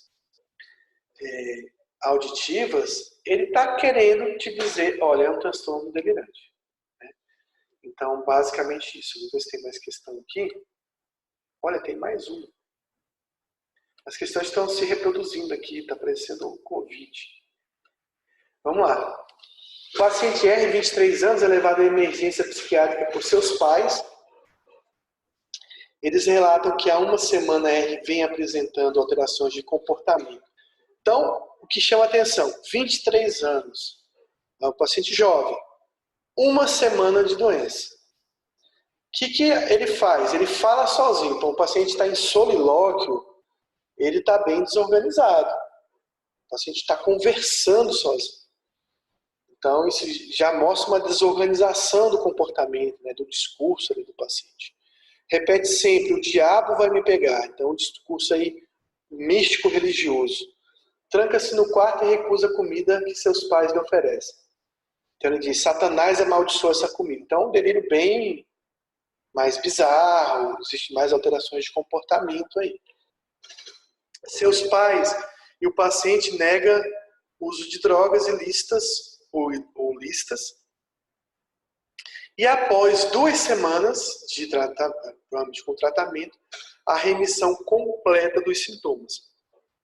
O diagnóstico mais adequado Eu acredito que agora para vocês, espero eu, esteja bem fácil se isso cair numa prova da APP ou prova do terceiro ano, seja bem fácil de interpretar, porque na verdade não há muita complicação nisso aqui. Depois que você entende o que o autor está pedindo, fica bem fácil da gente responder.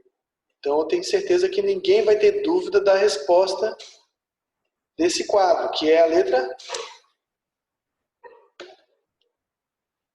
Então, letra A, ficou bem fácil aí. É um quadro que tem tudo para ser um paciente com esquizofrenia. Ele não citou nada do humor. Se ele não citou, eu considero que está normal. Se tivesse anormal, ele deveria ter citado. Senão, a gente vai tentar pedir aí uma revisão da questão, porque vai confundir. Então, a princípio, ele disse que não usa droga. Não disse que se tinha doença nenhuma, ou se o exame físico ou exames laboratoriais eram normais. Se ele não citou, eu considero que sim. Mas é um quadro típico de esquizofrenia. Alterações de comportamento, paciente solilóquio, delírios místico-religiosos, mudança comportamental importante, mas que não tem esquizofrenia porque não tem 6 meses de doença. Então, ele diagnóstico letra A, transtorno psicótico prévio. Realmente eu não tinha noção de quanto isso aqui está se multiplicando. Eu achei que era uma questão só, mas até às 3 da manhã eu garanto que a gente acaba. Então eu acho que essa é a última, mas vamos lá. Paciente com 27 anos, portadora de insuficiência renal aguda. Pronto, pessoal. Aqui já surgiu uma outra informação. Já está dizendo, olha, é um paciente jovem, mas esse paciente tem uma doença grave. Ele faz uremia, ele faz aí vários distúrbios aí metabólicos por essa insuficiência renal. Então, tem tudo para ser daqui para frente, o que eu nem li a questão toda, de que tudo que vem aqui para frente tem alguma ligação com essa insuficiência renal. Mas vamos lá. É atendida na enfermaria de hospital geral. Há 2 semanas está assustada, gesticulando muito, não consegue manter o interesse nas perguntas do entrevistador, sua atenção é dispersa. Acha que os médicos e enfermeiras querem matá-la. Vou parar aqui. É um quadro psicótico? É um quadro psicótico. Com certeza. Se eu acho que o enfermeiro que está no hospital quer me matar, a não ser que a gente já teve casos de enfermeiros e médicos que chamado Dr. Morte, enfermeiro relacionado à morte, que matavam os pacientes mesmo. Mas não é comum. Então, provavelmente eu deduzo que esse paciente está com delírio. É um paciente com delírio, mas é um paciente que tem insuficiência renal. E aí eu tenho que procurar as outras condições que vão me lembrar o seguinte, olha, é um quadro psicótico secundário, aqui, secundário é um quadro orgânico. Tudo bem, como acontece no lúpus, por exemplo. Tem quadros psicóticos no lúpus? Tem. Mas qual é o grande diagnóstico diferencial para mim? É saber se não existem disfunções orgânicas, de funções mentais mais primárias. Porque se houver alterações primárias, acho que todo mundo já vai escrever aqui qual é o diagnóstico.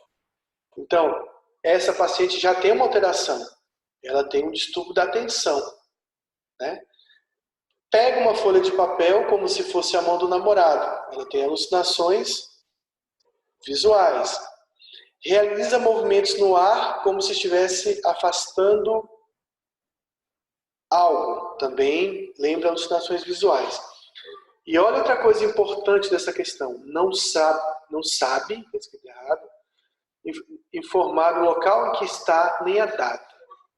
Então, esse paciente aqui, ele tem uma alteração da atenção, tem uma alteração da consciência, e só faltou aqui, para a gente fechar esse diagnóstico completo, falar que ele tinha uma alteração da consciência, ou pelo menos uma flutuação da consciência. E só faltou falar também que esse paciente tinha alteração do ritmo circadiano e etc. para a gente fechar o diagnóstico. Quer dizer, a gente já consegue fechar aqui. Porque, vamos lembrar, psicose não tem, na maioria das vezes, alteração da atenção, da orientação e da consciência. Esse é um paciente com psicose que tem alteração da atenção, da orientação e é um paciente com insuficiência renal. Então, eu só posso pensar em que diagnóstico? Eu já vou responder você, Karina. Então, que diagnóstico eu tenho que pensar diante disso tudo aqui? Está na cara que vai ser delírio. Né? Porque no transtorno psicótico breve, esquizofreniforme, esquizofrenia, eu não vou ter alterações da orientação, da atenção. Na verdade, você vê isso no dia a dia, mas numa questão de prova, se ele frisar que o paciente está desorientado, ele quer te dizer, ó, esse quadro não é primário, esse quadro é secundário. Se ele frisar que o paciente está desatento, que o paciente teve alteração da consciência, ele está te dizendo que esse quadro é orgânico. Na verdade, a gente nem deveria usar esse termo, mas devido a uma condição médica geral. Né? O que faltou, talvez, para a gente fazer...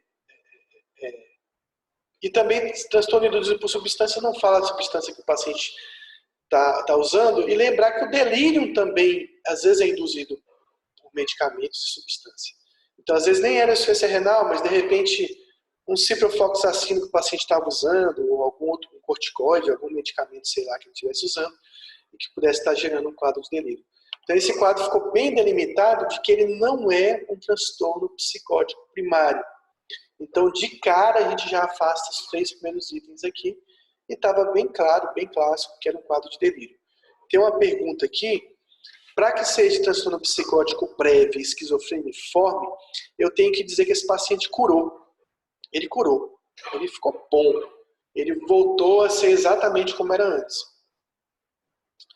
Porque se ele manter algum sintoma residual, por exemplo, um sintoma negativo, por exemplo, uma bulia, por exemplo, um isolamento social, uma perda da fluência verbal, algum distúrbio de cognição, por exemplo, concretismo, dificuldade de abstração, algum sintoma negativo, por exemplo, eu vou ter que ficar pensando, será que ele está assim com a bulia porque ele está tomando risperidona ainda? Ou não é da risperidona, não é um efeito colateral, e sim ele está com sintoma negativo porque ele está evoluindo para ele é um paciente esquizofrênico e que vai ultrapassar 6 meses de sintomas. Então, para que eu tenha um diagnóstico de transtorno psicótico breve e para que eu tenha um diagnóstico de transtorno esquizofreniforme, o paciente tem que ter uma remissão completa de todos os sintomas. Né?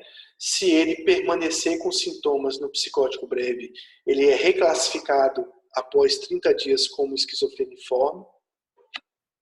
E se ele manter uma disfunção importante ou sintomas residuais, tanto positivos quanto negativos, por mais de 6 meses, ele é reclassificado como esquizofrenia. Então, o que acontece é que quando você pega o paciente no primeiro mês de doença, ele vai seguir esse caminho. Se ele for permanecendo com sintomas e não tendo resposta, e não tendo uma remissão completa, ele vai mudando de diagnóstico até, ultrapassados 6 meses, ele receber o diagnóstico de esquizofrenia. É por isso que quando a gente tem um paciente com surto, a gente não fala de cara para a família, ó, o paciente tem esquizofrenia. A gente tem que esperar esses 6 meses, porque um grupo de pacientes, talvez aí 20%, um pouco menos ou um pouco mais, variando da literatura, vão ter uma remissão completa.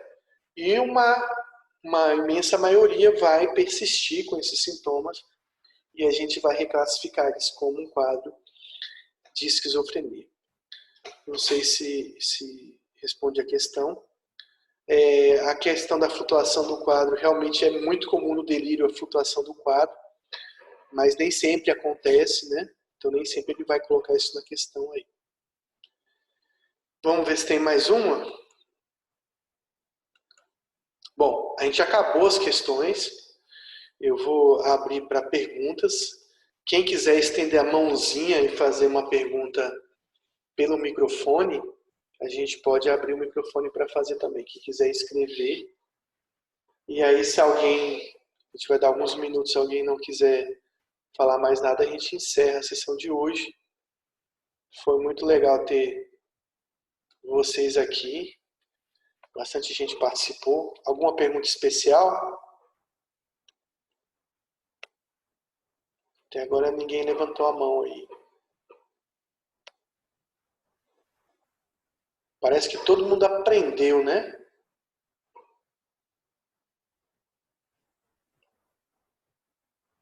Então o Lucas está agradecendo aqui.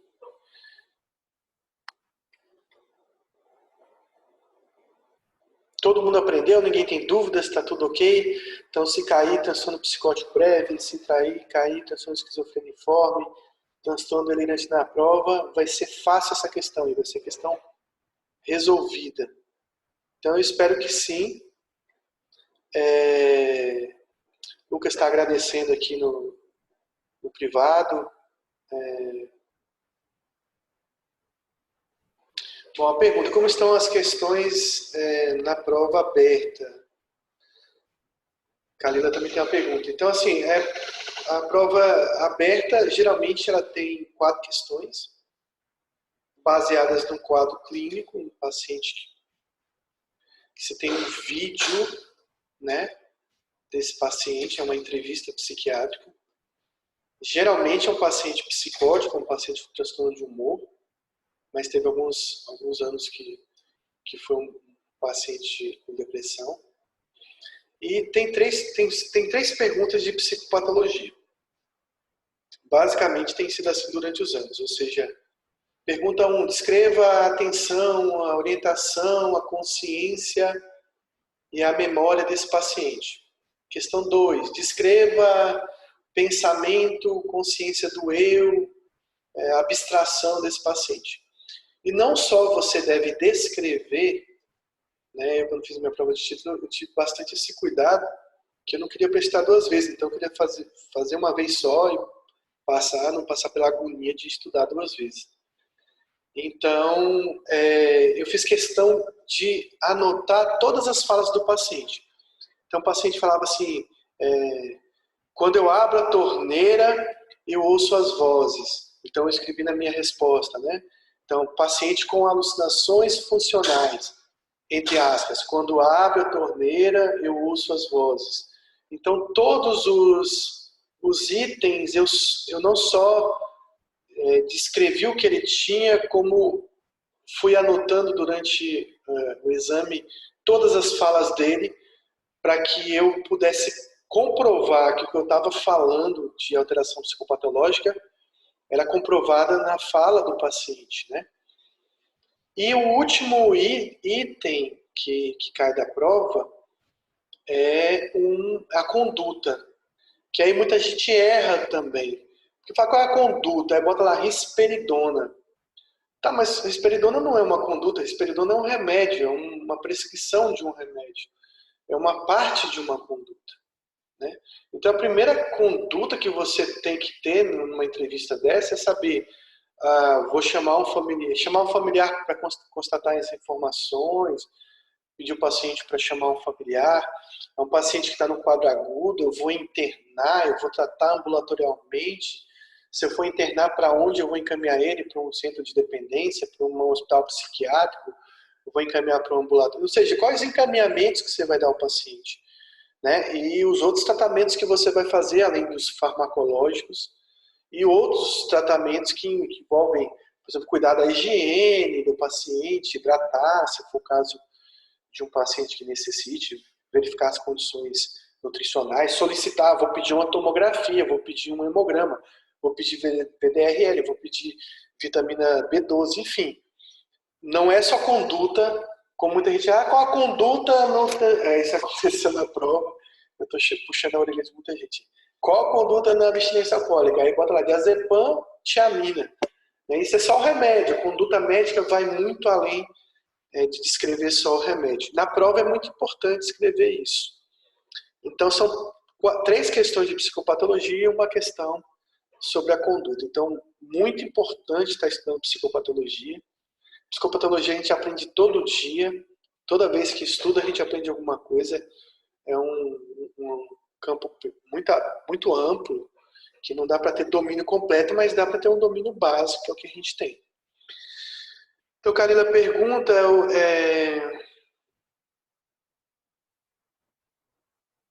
comportamento catatônico.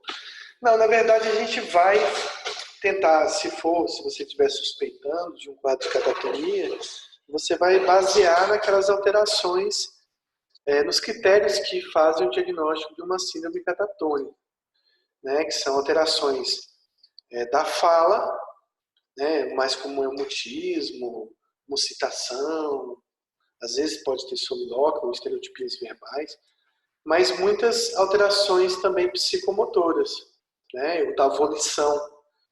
Por exemplo, a flexibilidade serácea ou séria, ela é uma alteração da volição, porque o paciente obedece, de certa forma, à posição que você o coloca, mas é uma alteração também da psicomotricidade.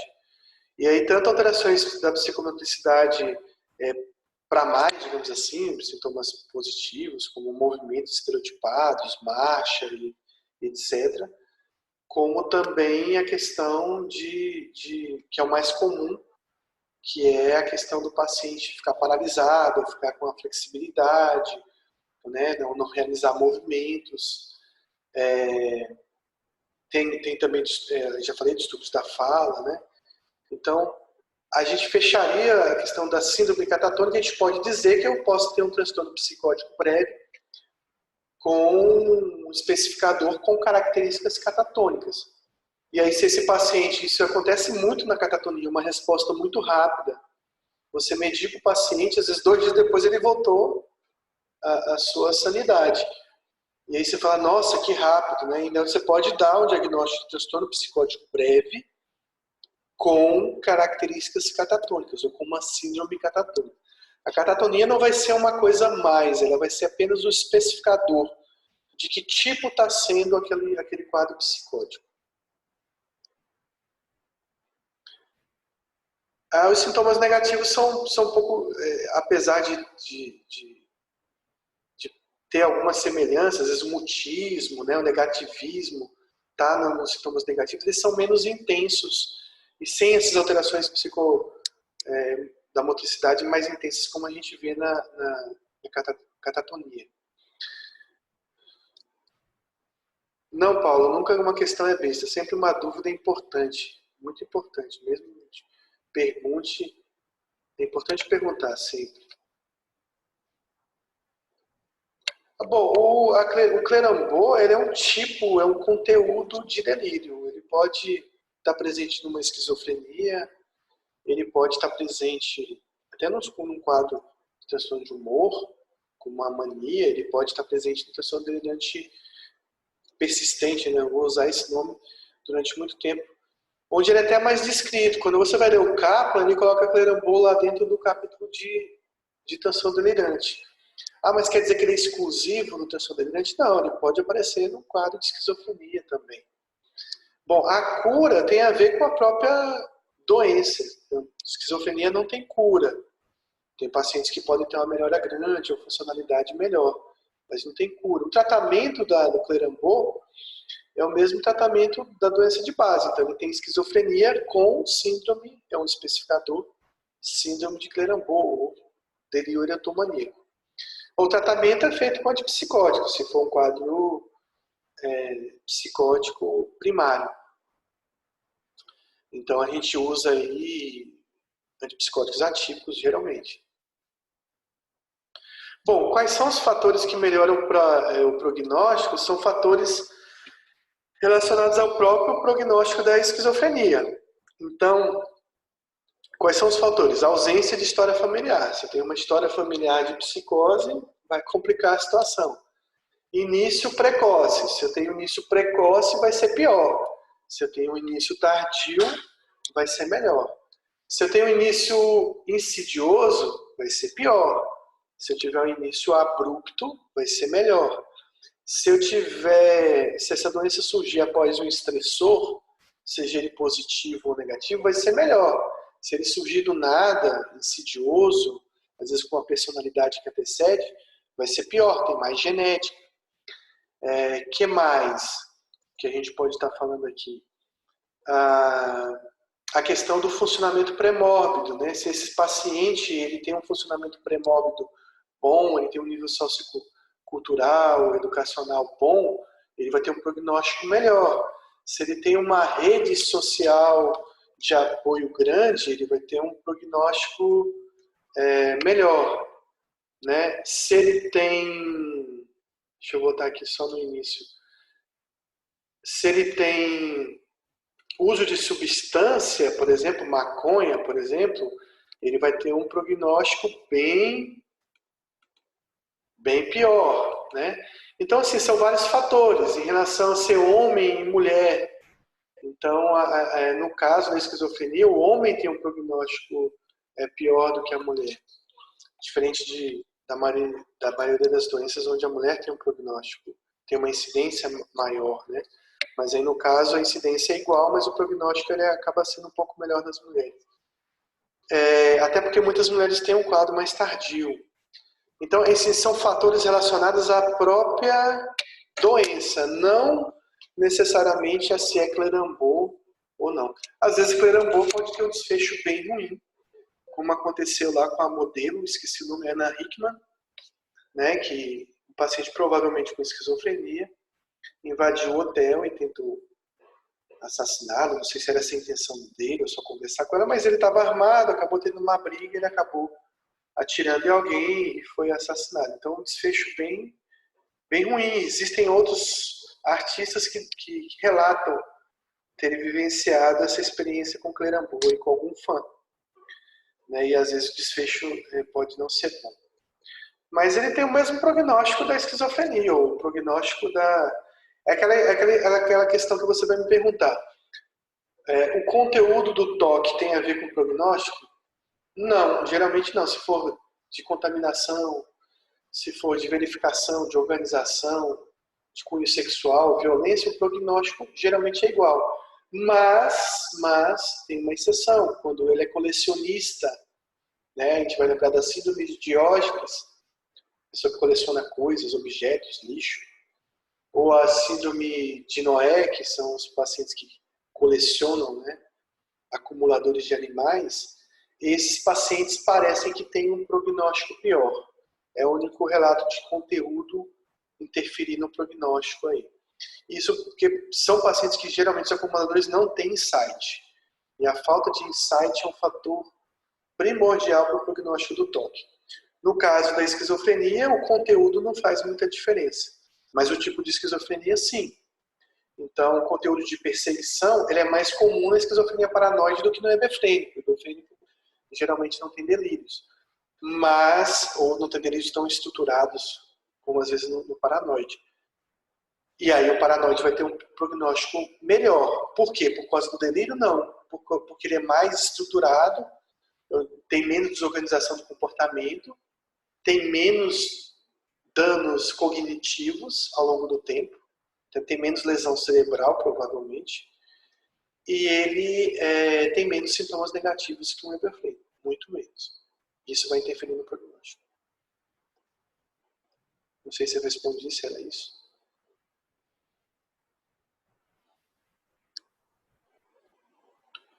Bom, mais alguma pergunta?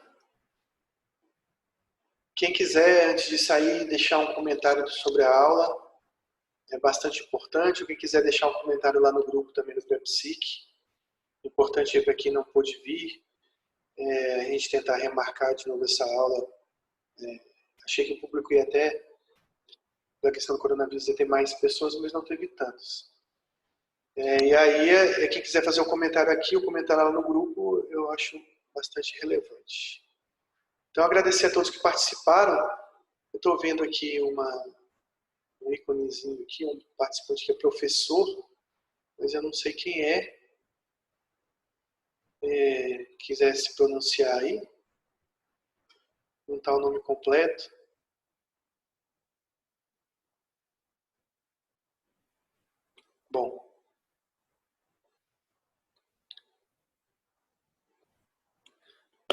Bom, então assim, agradeço a todo mundo, acho que foi interessante, teve várias perguntas. A gente vai remarcar uma nova aula aí com o pré-psic para resolver outras questões, talvez de outra matéria, de outro conteúdo aí que eu acho bastante importante. Importante porque a gente aprende para a prova, muitos eu sei que tem interesse nisso, mas também a gente aprende porque acaba revisando bastante coisa da nossa prática diária. Então eu agradeço a todos, vou me despedir, acho que não tem mais nenhuma pergunta. E boa noite para vocês aí, tomem cuidado com o coronavírus, né? Quem for trabalhar, quem é médico aí,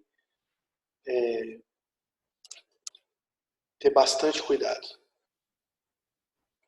Então, boa noite a todos, agradeço quem participou, foi muito legal. Eu também vou agradecer vocês lá no grupo, para reforçar as pessoas que não puderam participar, para que venham da próxima vez. Então, vou fechar aqui a sala, boa noite a todos, cuidem de seus parentes, de suas famílias, cuidem de suas mãos, né, e cuidem de sua saúde. Quem for trabalhar, mais cuidado ainda. E vamos ficar em casa aí por aqueles que estão trabalhando, lembrando sempre de não comprar todas as coisas no supermercado. Provavelmente um de nós, né, Isla, vai ter que pedir comida e o Boris está fechado. Certo?